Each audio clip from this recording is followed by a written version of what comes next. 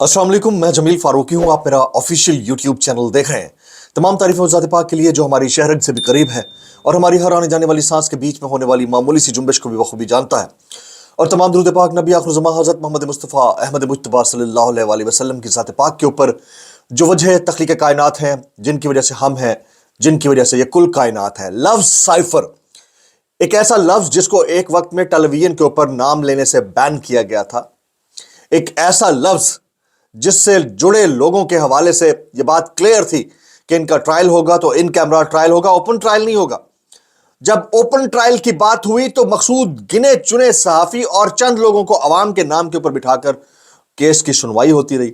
उन सहाफियों ने जब बाहर आकर यह बताया कि अंदर इमरान खान साहब की बॉडी लैंग्वेज क्या है, उनको नौकरियों तक से बर्खास्त करा दिया गया।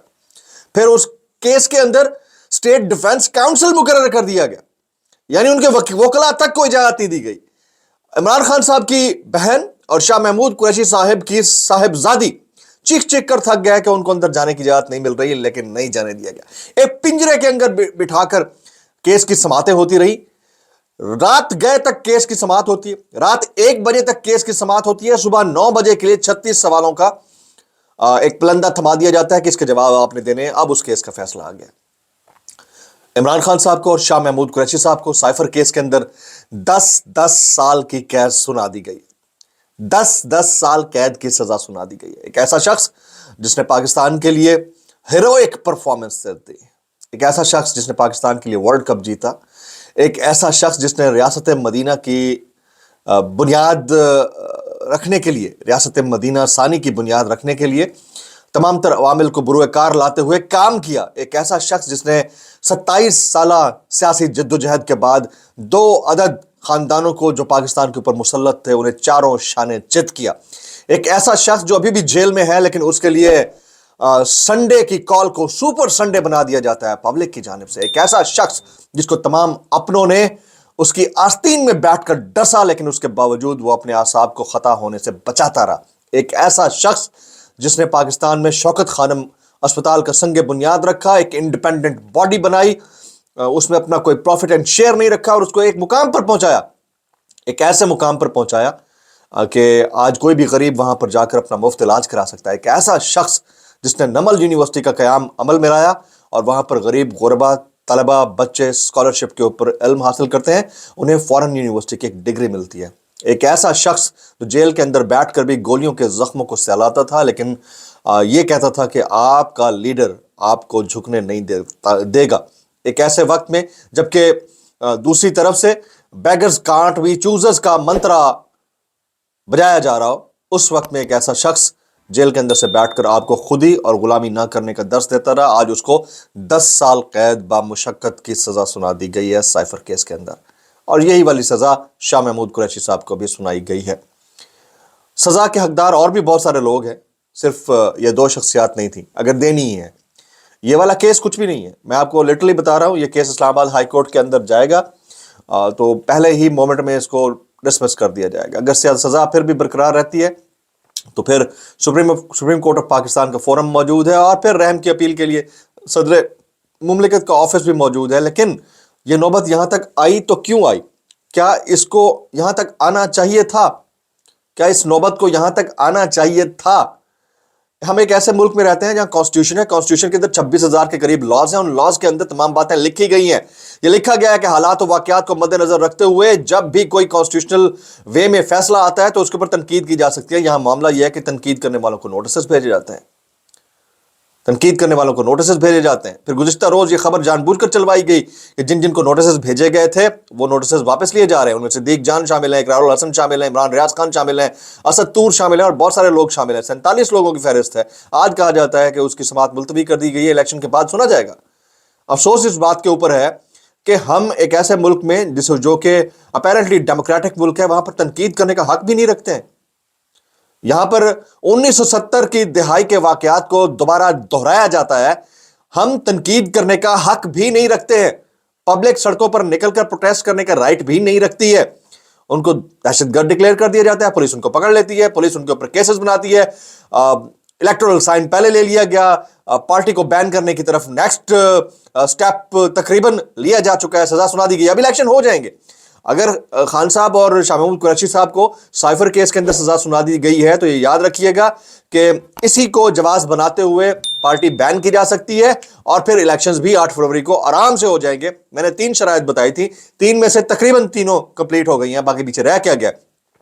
تو سزا دلانے کے لیے کوئی جواز باقی رہ نہیں گیا.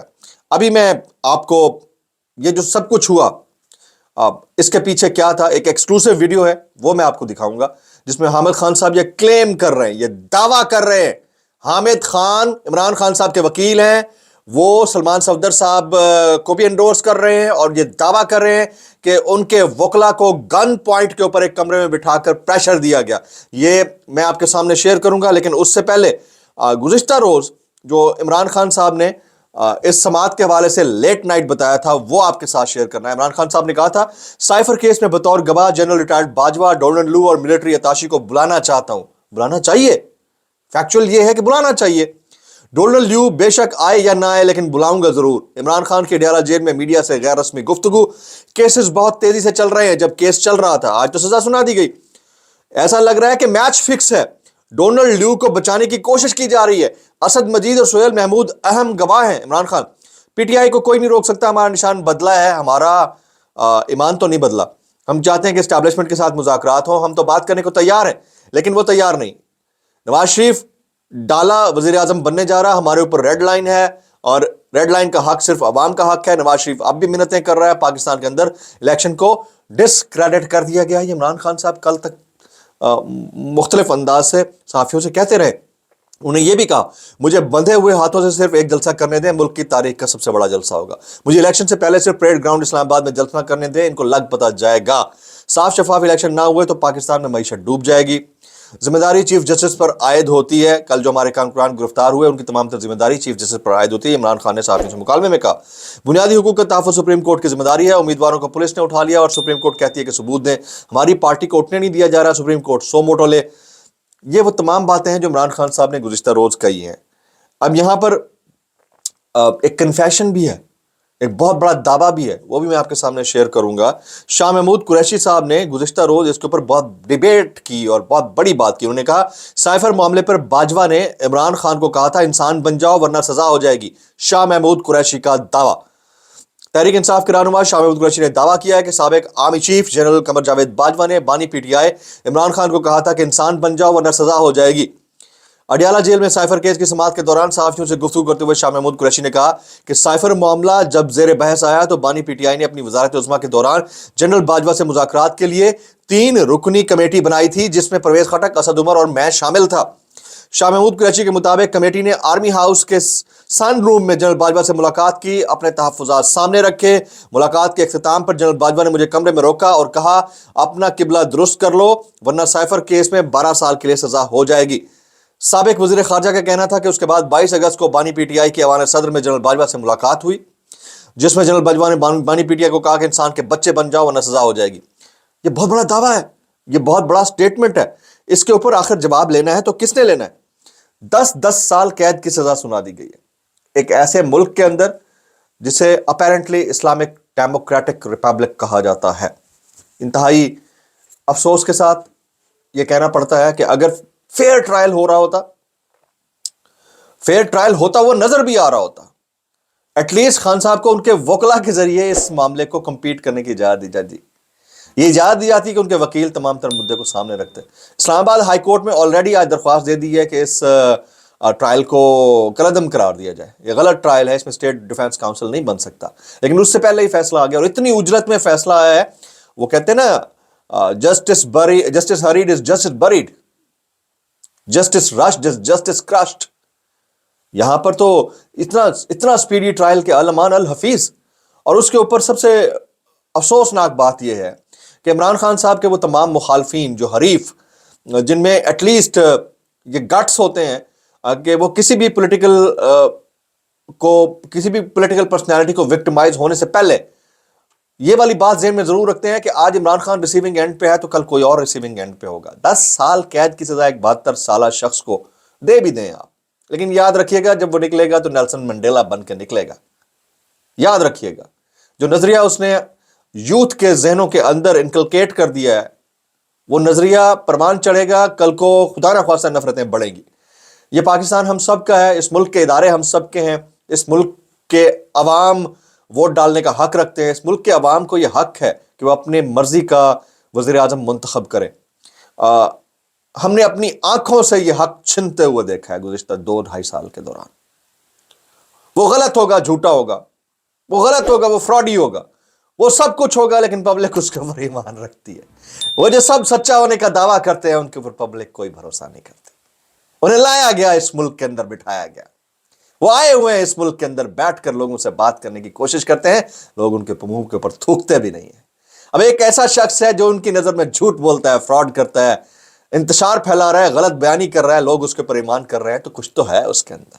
اور وہ جن کو ایماندار بنا کر پیش کرنے کی کوشش کی جا رہی ہے، ہر 3 سال بعد آتے ہیں، دوبارہ سے یہاں پر نوکری کرتے ہیں، ملک سے باہر چلے جاتے ہیں، وہاں پیسہ جوڑتے ہیں، جائیدادیں بناتے ہیں، اور پھر پاکستان آتے ہیں، نوکری کرتے ہیں، پیسہ جوڑتے ہیں، جائیدادیں بناتے ہیں، NRO کرتے ہیں اور چلے جاتے ہیں۔ ان سب کو ایماندار بنا کر پیش کیا جا رہا ہے، تو پبلک ان کے اوپر یقین نہیں کر رہی، تو اس میں پبلک کا قصور تو نہیں گردانا جانا چاہیے۔ یہ بھی سوچنا چاہیے کہیں کوئی غلطی، کمی، کوتاہی ہمارے اپنے اندر ہوگی جس کی وجہ سے یہ ساری چیزیں اس وقت ہمارے آڑے آ رہی ہیں۔ انتہائی افسوس کے ساتھ آج والا ویلاگ بڑا سیملیس ہے، بڑا انفارچونیٹ حالات اور مومنٹس کے اوپر ہمیں یہ والے معاملے سننے پڑ رہے ہیں۔ میں ایک چیز ضرور کہوں گا کہ پبلک کو ریٹیلیٹ آج نہیں، 8 فروری کو کرنا چاہیے۔ اب انتخابات ہو جائیں گے، میری تینوں باتیں جو میں نے آپ کو بتائی تھیں، بلے کا سائن لے لیا جائے گا، پارٹی کل عدم ہو جائے گی، اور عمران خان صاحب کو سزا ہو جائے گی۔ تینوں ہو چکی ہیں، تینوں ہو چکی ہیں، 98% تینوں ہو چکی ہیں۔ جب یہ تینوں ہو چکی ہیں تو اب الیکشن 8 کو ہوں گے۔ اب الیکشن 8 کو ہوں گے تو آپ نے اپنا تمام تر ریاکشن بیلٹ باکس کے ذریعے دینا ہے، اتنا کہ بیلٹ پیپرز کم پڑ جائیں۔ چاہے آپ کسی کو بھی ووٹ ڈالنا چاہیں، یہ آپ کا رائٹ ہے، right to choose and right to vote, یہ آپ کا رائٹ ہے۔ آپ اس کے ذریعے کسی کو بھی انتخابات میں لانا چاہیں وہ لائیں۔ ابھی آپ کو منتشر رہنا چاہیے، انتشار میں آنے کی ضرورت نہیں ہے۔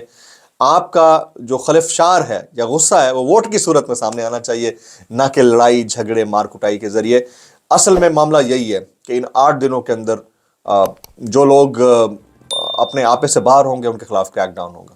ملک ہمارا ہے، دھرتی ہماری ہے، جس طرح وجاہت سعید خان صاحب کچھ بکواسیات فرما رہے تھے اور بہت سارے لوگ ان کی باتوں میں نہ آئیں، ٹھیک ہے؟ اس ملک کا ایک ایک چپا ہم سب کا ہے، اس کی حفاظت کرنی ہے۔ ہم اس ملک کے باسی بھی ہیں، اس کے ضامن بھی ہیں، اس کے محافظ بھی ہیں، اس ملک کے امیدواران کو منتخب کرنے کا رائٹ بھی ہمارے پاس ہے، ادارے بھی ہمارے ہیں، تو اس میں کوشش کریں کہ انتشار کی طرف نہ جایا جائے تو زیادہ بہتر ہے۔